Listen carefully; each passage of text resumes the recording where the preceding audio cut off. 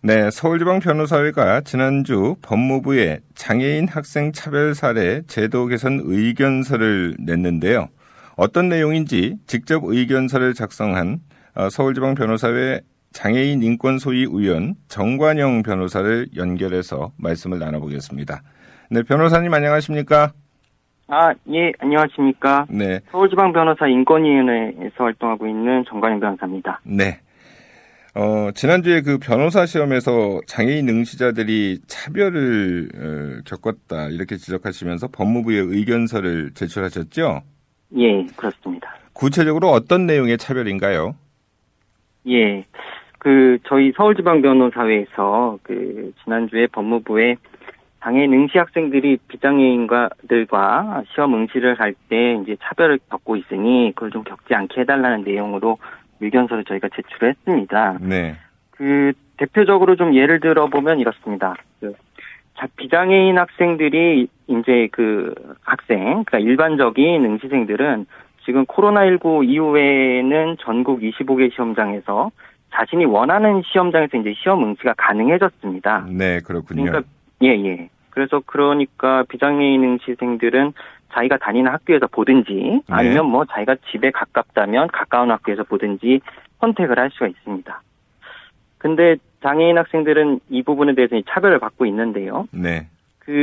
법무부가 관리가 이제 편하다는 이유로 전국에 이제 흩어져 있는 그 장애 학생들을 하나의 특정의 학교에서 이제 시험을 보게 하는 것이죠. 네. 예. 그래서 뭐 예를 들면 제주대 로스쿨에 다니고 있는 장애 학생도 변호사 시험을 보려면 뭐 연세대에서 봐라. 그럼 서울에서 이제 와서 보게 됩니다. 네. 그래서 이제 일주일 정도 이렇게 치러지는 변호사 시험에서 지방에 멀리 있는 학생들이 시험 직전에 힘들게 숙소 구하고 어렵게 이제 서울로 찾아와야 되니까 네. 이런 점이 저희 변호사회에서는 좀 장애 학생들의 편의점을 잘못하고 차별하는 것이 아니냐 이렇게 본 겁니다. 네. 장애인 같은 경우도 이제 원하는 곳에서 시험을 보게 하면은 별 문제가 없을 텐데요. 예, 그렇죠. 네. 현재 법학전문대학원에 재학 중이거나 또 졸업한 장애 학생들이 겪었던 실제 사례들이라고 하던데요. 예. 변호사 시험에서 이렇게 장애 학생들이 겪은 차별 현황 어떻게 조사를 하셨습니까? 예. 그 부분은 이제 저희 변호사회가 직접 인터뷰를 한 것은 아닙니다만 현재 로스쿨에 재학 중인 장애 학생이나 아니면 최근에 이제 졸업을 한 장애 학생 여러 명들과 실제 인터뷰한 자료를 저희가 좀 이렇게 취합을 해서 네. 저희 인권위원회에서 이제 자료 검토를 좀 했습니다. 네. 그래서 상당히 저도 이 자료를 보니까 직접 인터뷰를 한 자료라서 상당히 생생하고 이제 구체적이었거든요. 네, 그렇군요. 저 같은 비장애인들은 좀 직접 겪어보지 못한 그런 실제 얘기를 들어보지 않으면 생각하기 어려운 그런 사례들이었습니다. 근데 실제로 지방에 거주하는 지체장애 학생이 가까운 시험장 배정을 요구했는데 이런 요구가 지금 받아들여지지 않았다고요? 예, 그렇습니다. 그런 부분도 지금 있어서 저희가 네. 그 부분 한편에서 이제 문제 제기를 하는 겁니다. 네. 그런데 또 시험에 불합격한 후에 다시 강력하게 요청하니까 다음 시험에서는 거주지 인근 시험장에 배정을 하겠다. 뭐 이런 답변이 나왔다고 하는데 이런 대응에 대해서 어떻게 보십니까? 이런 행정이 이제 어떤 행정청 입장에 정부 국가기관 입장에 일방적이고 편의적인 행정인 것이죠. 요구를 하면 그때서야 자꾸 요구를 하니까 이제 한 케이스만 받아주고 전체 제도 개선을 본질적으로 하지 않고 그런 문제가 있는 것 같습니다. 네, 이런 차별이 장애인들의 법조계 진입에도 좀 어려움을 주고 있다. 이렇게 좀 볼 수가 있을까요?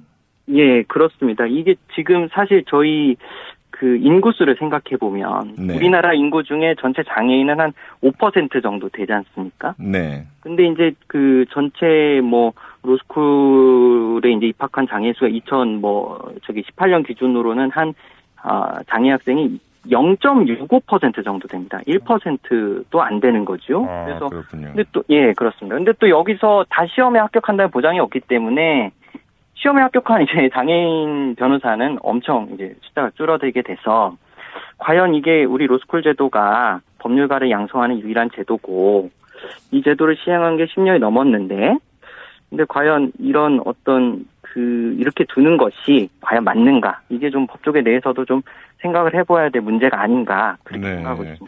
그런데 실제로 그 로스쿨, 다시 말해서 법학전문대학원에서는 그 신체적, 경제적, 사회적 배려가 필요한 사람을 대상으로 해서 이제 특별 전형을 실시하는데 예. 그 특별 전형을 보니까 해마다 입학자의 7% 이상을 선발하고 있다.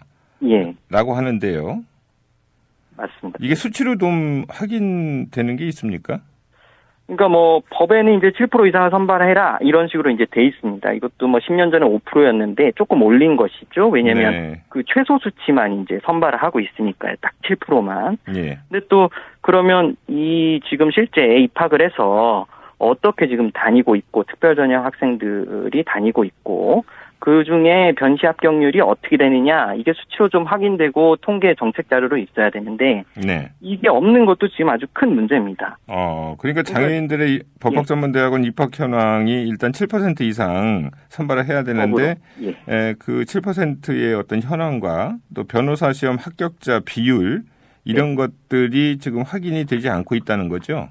예, 그러니까 그 특별 전형 안에서도 네. 특별 전형이라는 것이 뭐 신체적 장애가 있는 것뿐만 아니라 뭐 경제적으로 어려움을 겪는 사람들, 사회적으로 이제 뭐 배려를 받아야 되는 취약계층 이런 것들이 뭐 종합적으로 있습니다. 그래서 특별 전형 내부에서 뭐 장애 학생의 비율이 얼마인지, 경제적 취약계층의 비율이 얼마인지, 뭐 사회적으로 배려받아야 되는 뭐 국가유공자라든가 그런 출신들이 얼마인지 이런 통계 관리가 돼서 그러면 이들이 법조계로 진출해서 변호사들이 전체 변호사가 인구 구성에 맞게 다양한 사회 구성원으로 좀 구성이 돼야 되는데 그거 자체가 지금 뭐 장애 학생들부터가 얼마가 지금 변호사가 되는지 그런 통계가 공개된 게 지금 없어서 좀 문제인 것 같습니다. 이런 정보 공개 요청 같은 거는 혹시 해보셨습니까?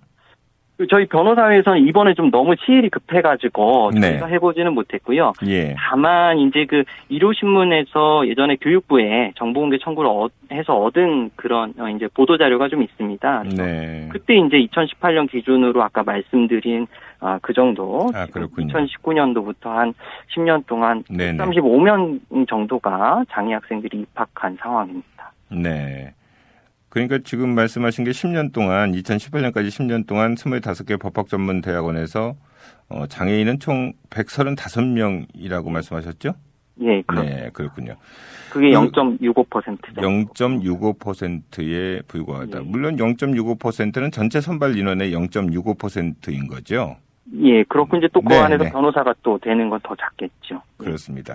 서울지방변호사의 장애인 인권 소위 위원으로서 직접 법무부에 의견서를 작성해서 제출하셨는데 의견서 작성하시면서 어떤 점에 가장 주안점을 두셨어요? 뭐 제가 이제 그냥 실무를 맡아서 뭐 자료 정리해서 의견서를 작성한 것인데요. 저희 네. 변호사님들이 다 함께 해주셨고 다만 두 가지 이제 주안점을 좀 뒀습니다. 첫째는 일단 시기를 중요하게 생각했습니다. 네. 이번 달에 이제 이번에 이제 치러지는 변호사 시험이 이번 달 9월에 공고가 되기 때문에 예. 그 공고 전에 좀 이런 의견을 법무부에 제출하기 위해서 저희가 여름부터 좀 서둘렀고요. 그리고 둘째 내용적인 측면에서는 법무부가 좀 이 문제에 대해서 그냥 둘 것이 아니라 더 민감하고 세심하게 정책 개선을 해야 되는 문제다. 네. 그래서 이렇게 변호사 시험에 힘들게 장애 학생들이 로스쿨 들어가고 변호사 시험 합격이 너무 힘들고 이런 과정 자체를 우리 사회가 좀 이대로 받아들이는 게 타당하냐 이런 문제 제기를 좀 함께 하려고 했습니다. 네, 정책 개선도 하셨다고 하셨는데 그럼 구체적으로 어떤 제도적인 개선책도 제안을 하셨나요? 예, 좀 그랬습니다. 크게 보면 저희 세 가지 정도입니다. 예. 그 첫째로는 지금 말씀드린 대로 이제 장애인들이 변호사 되기가 너무 어렵기 때문에 현재 변호사 시험 제도가 법조계에 진입할 수 있는 어떤 정당한 편의 제공을 장애인들에게 하고 있는지 그것을 좀 점검해달라는 것이고요. 네. 두 번째는 처음에 말씀드린 대로 비장애인 학생들은 자신이 이제 자유롭게 시험 장소를 선택하고 있는데 네. 근데 장애 학생의 경우에만 선택을 못하고 있으니 이 점을 좀 개선해달라. 네. 이게 두 번째입니다. 네. 그리고 세 번째로는 장애 학생들에게 저희가 이제 뭐 시험 시간을 50% 더 추가해 주거나 아니면 네. 뭐 33% 정도 더 추가해 주거나 이렇게 하는 경우가 있습니다. 예. 근데 이것을 좀 장애 유형별로 더 좀 세심하게 나누고 예. 충분한 좀 추가 시간이 되도록 재검토를 좀 해달라. 네. 이것들을 이제 종합하면 결과적으로 좀 실태 조사를 제대로 해서 네네. 장애 학생들의 애로사항을 듣고 좀 정책 개선을 해달라. 네. 이런 취지였습니다. 네. 세 가지 말씀해 주셨네요. 장애인들의 진입, 변호사 시험 진입을 할 경우에 어떤 편의를 좀 제공해 주고, 그 다음에 시험장 선택권을 달라는 거죠. 예, 그리고 시험 시간을 장애 유형별로 좀, 이렇게 구분해서 좀 더 줬으면 좋겠다. 이제 그런 제안을 하셨는데, 법무부에서 개선 의지를 밝혔다고 하지요? 예, 그렇습니다. 어떤 내용을 밝혔습니까? 뭐 지난주에 이제 현황을 좀 재점검하겠다. 그리고 네. 뭐 편의시설이나 편의 지원 제공에 최선을 다하겠다 이런 조금 추상적인 재검토를 하겠다는 그런 이제 내용을 발표했고요. 아직 뭐 구체적인 정책 개선이 된 것은 저희가 확인된 것은 아직 없었습니다. 네. 그럼 다음 시험부터 바로 적용하겠다라는 답변은 없었나요? 예, 그럼 명확한 답변은 아직은 저희가 확인한 바로는 네. 없었던 것 같습니다. 그러니까 장애응시자에 대한 편의 지원 제공이 가능한 시험장과 또 본인이 원하는 그 시험장이 다를 경우에 이를 어떻게 하느냐, 이 부분이 지금 문제가 되는 거잖아요. 그렇죠. 예, 그 부분도 중요한 부분이고요. 그래서 네. 기본적으로 이렇게 생각합니다.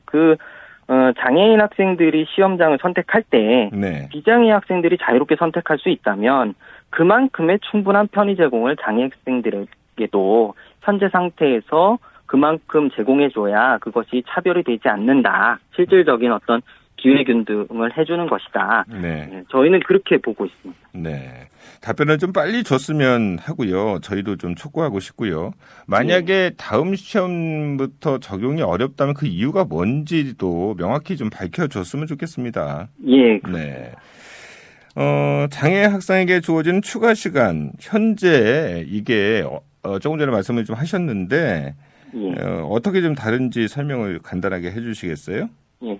저도 이게 제가 비장애인이니까 이걸 실제 시험을 이렇게 안 해보면 네. 장애 학생들처럼 이게 알 수 없는 이야기인데요. 근데 이제 들어보니까 추가 시간을 이제 주더라도 시험이라는 건 변호사 시험이라는 건 일주일 내내 치르고요. 네. 그리고 하루에 아침부터 저녁까지 여러 과목을 보고 저녁에는 보통 끝나서 쉬지도 못하고 다음날 또 시험 과목을 최종 정리를 또 해야 됩니다. 네네. 예, 근데 장애 학생들이 시험이 추가가 되고 그 추가 시간은 당일날 저녁 때 추가가 되니까 이 장애 학생들은 다음날 그 저녁에 이제 다음날 시험을 준비를 해야 되는데 네. 그것 자체도 못하고 쉬지도 못하고 추가 시간은 이제 시험 치고 그래서 이 문제도 좀 배려가 필요하다 그렇게 생각합니다. 네.